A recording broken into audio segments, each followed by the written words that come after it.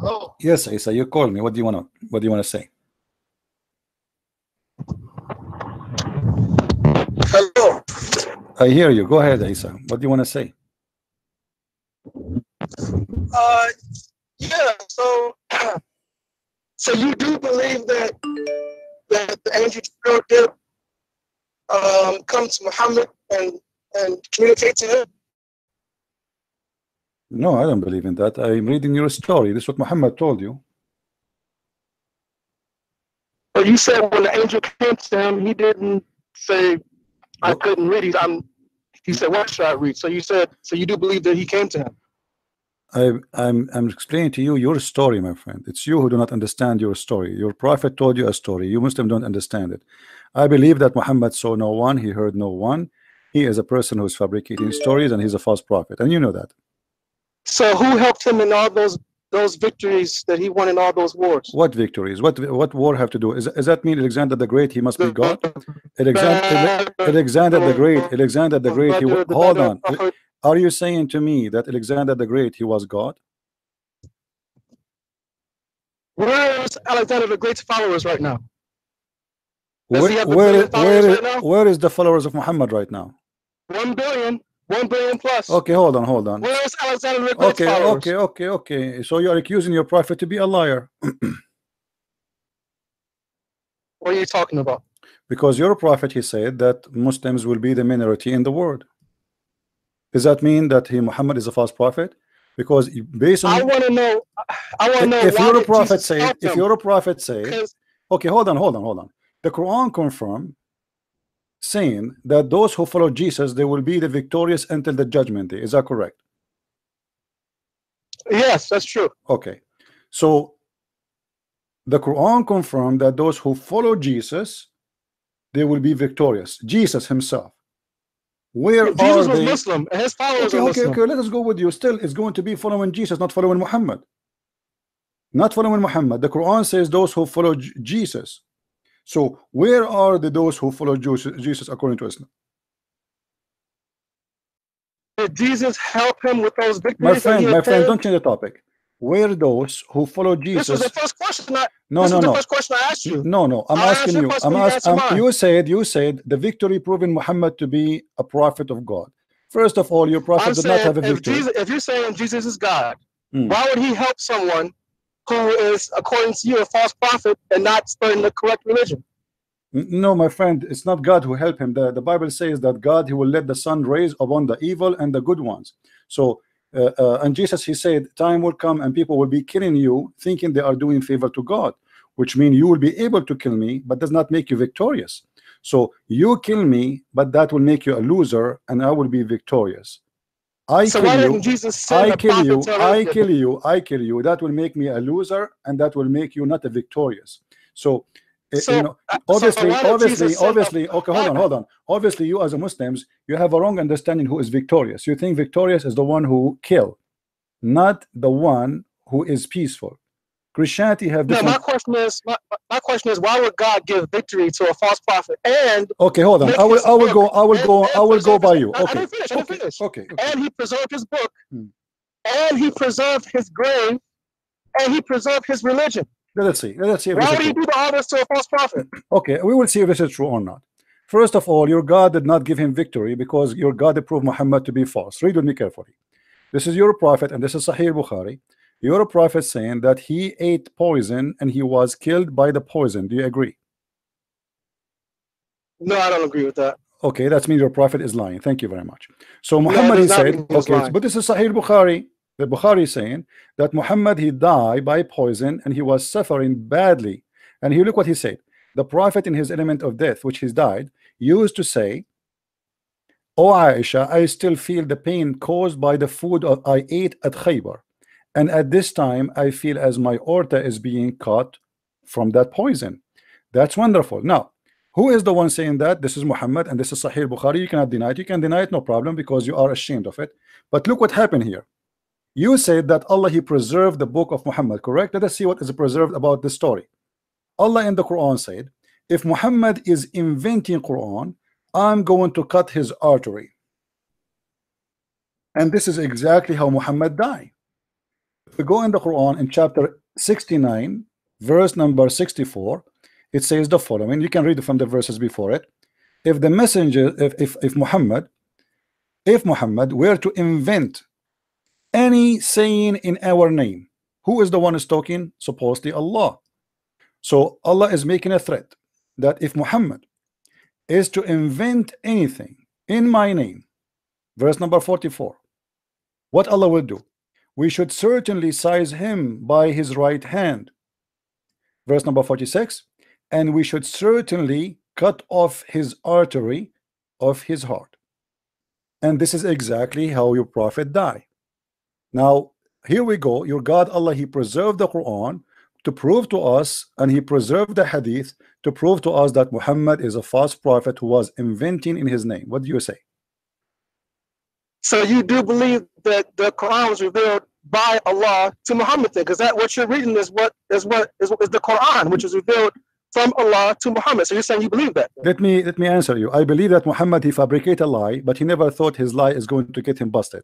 So he fabricated a lie saying that if I am lying, okay, hold on, this is the proof. If the one who said that is Allah according to you, not according to me. According to me, so Muhammad, hold on, Muhammad, he fabricated a lie. He thought he will never die this way. And he said, well, if I am inventing in the name of Allah, Allah is going to cut my artery. And then time come, and what happened exactly, what he said exactly happened to him, which means Muhammad, he got himself busted. And I believe maybe that my Lord, he made it happen this way to get Muhammad busted. So Muhammad, he fabricated a lie saying, if I am lying, Allah will cut my aorta. And Allah told me that. Here we go, let me show you. Here we go. Allah in the Quran in chapter 69 said, if I am inventing anything, he will cut my artery. And then Muhammad, he died, and he is the one who described exactly how he's dying. He said, it is cutting my artery. So what's a worse death? To die the death that Muhammad died, which you claim, I didn't know they did autopsies back then, but you claim that the artery was cut. He said, I still feel the effects as if. As if. There's a big difference. As if. It's like. Like it's cutting my artery. But anyway, whatever the point is, what's worse, to die the death of Muhammad, or peace be upon him, or to die crucified? You see, you are running away from the topic to change about which is worse. I'm gonna ask you a question. No, the death of Muhammad is the death of Muhammad is worse because he died 4 years dying from poison, 4 years suffering. Everything he swallow, he vomit. So this is a very slow, painful death. And read with me carefully. Read with me carefully. It says that Muhammad in his death element, he said, and he used to say, not only once, he used to say, "Oh Aisha, I still feel the pain caused by the food I ate at Khaybar." And Muhammad, he died about 4 years after Khaybar. At this time, I feel as if my aorta is being cut off. And remember, Muhammad, when a guy, he came to him and he said to him, my brother, he have a problem in his stomach. He said to him, go and tell him to drink honey. The guy, he came second time, still he's sick. Third time, fourth time. So Muhammad, he screamed at him. He said, your prophet's stomach is lying, and Allah told the truth. So when Muhammad, he described even the sickness of someone he did not even meet, he claimed that Allah told him that. How about he himself speaking about his sickness and why he died? So you think that Muhammad was telling the truth about what was hurting the guy who he did not even see, and he claimed that Allah is the one who told him what is his problem, but Allah did not tell him the problem of himself? Okay, first of all, Muhammad died after the verse came, where Allah said that today I have completed your religion for you and perfected it, and have chosen Islam as a religion for you. So his mission was complete. He had totally conquered all of Arabia and brought everyone to worship one God. And his book was complete. So you're saying this is a worse death than to be nailed to a cross, humiliated between two thieves, which are blood coming out of your arms. Look at this guy. You're saying that the God. Look at this guy. Look at this guy. Let me finish. You see, we are not talking about the worst death or who is better death. Your prophet, he died like a rat, literally by poison, not by being killed. Secondly, no, hold on. Secondly, we are talking what is the proof that Muhammad is a prophet. You said he was victorious. Obviously, he was not victorious. Because Muhammad he claimed Jesus? because Muhammad he claimed Jesus he told them before they capture him that you will deny me, you will betray me, you will do this. He knew everything. So and he said nobody can take myself from me. I lay myself down. So this is not a victory for the enemy. Jesus himself, he lay himself down. So you have a very false understanding of Christianity, and you have a false argument about your prophet, because you are the one who claim that the victory of Muhammad because his Quran is preserved, and this is false. And we can show you right now how the goat ate the Quran. Umar al-Khattab, he said that the Quran is 1,025,000 letter, and what we have now left of the Quran is not even 25% of the Quran. The Muslim scholar, they say that the chapter of Al-Ahzab used to be equal to the chapter of Al-Baqarah, and now we have more than 110 verses of the chapter of Al-Ahzab is gone. So when you say to me his religion is preserved, his book is preserved, this is stupid. This is a big fat lie. You cannot prove it. Can you prove it? Okay, I can't prove it, because is the Bible, is the gospel that was given to Jesus, is it in the original language right now? What? Is the book that was given to Jesus in the language that he spoke? Which language? What is that language? What do you mean? What is the language of Jesus? Okay, let me simplify for it. Did Jesus speak English? Oh, this is a translation. Did Muhammad speak English? Okay, it's translation, but where is the original at? The original, we have Aramaic, we have a Greek, we have Hebrew. Where is it? They all exist. Go read them, but don't be stupid. Don't be stupid with me. Now let me ask you a question. What is the language? What is the language Jesus spoke according to Islam?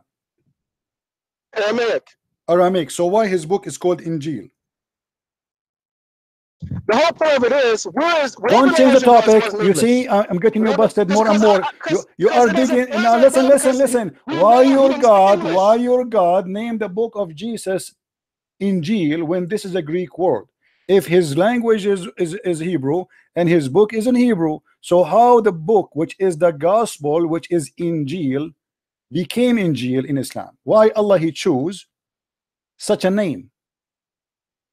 So my point is, your point is you want to answer me.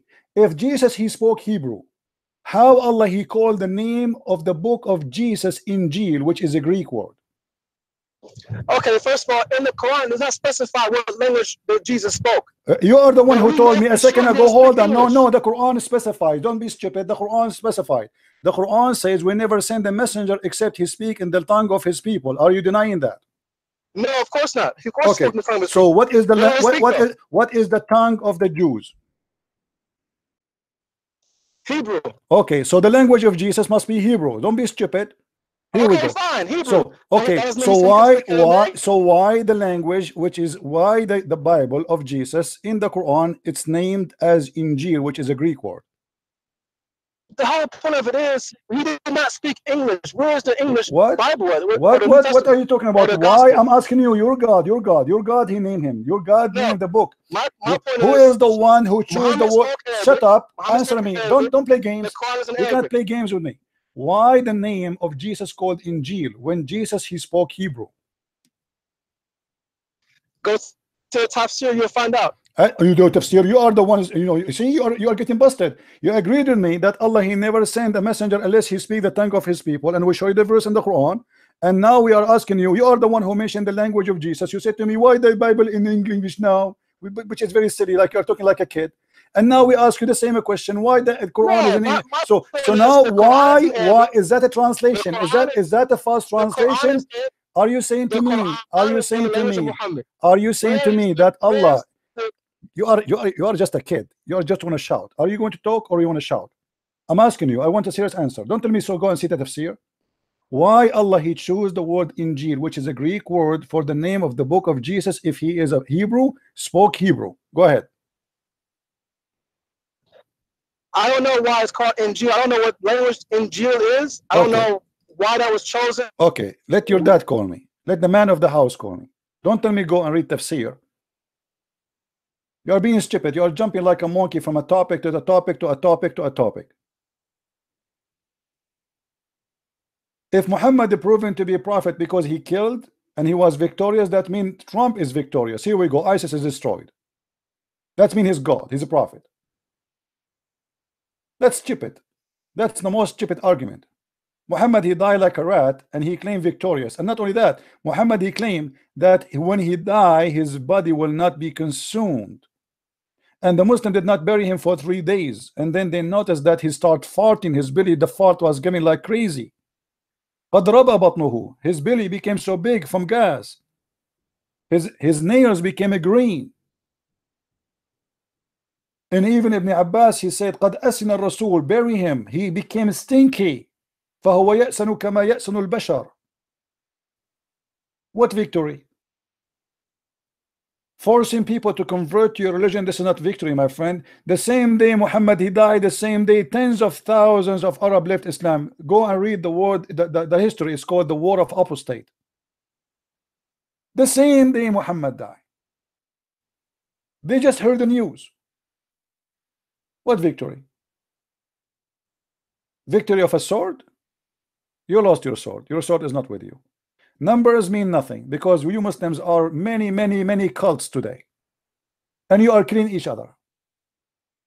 You call yourself Muslim. Like, the funny about Muslims, you say to them, is the Shia Muslim? They say no. So why you count them? Why you count the Shia when you count the number of Muslims? Why you count the Ahmadiyya? Why you count the Duruz? Why you count the Batiniya? Why you count? They count every funny, stupid cult. Even they count the cult of what is called the Louis Farrakhan. They count, but you ask them about details. Suddenly, those are not Muslims, and those are not Muslims, and those are not Muslims, and those are not Muslims, and not Muslims. So who's Muslim? Nobody. Even the Muslim, even ISIS, they accuse Al Qaeda not to be Muslims, and Al Qaeda accuse ISIS not to be Muslims. When we ask the Muslims about ISIS, they say they are not Muslims. So who's the Muslims? Nobody.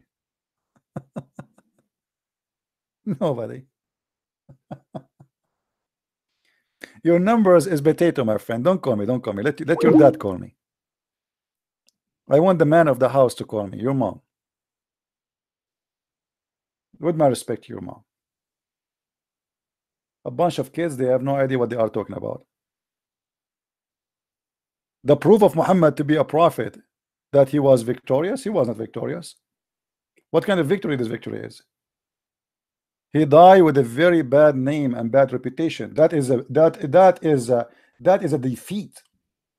The Bible says, what is the victory you make if you win the whole world and you lose yourself? Look at us right now.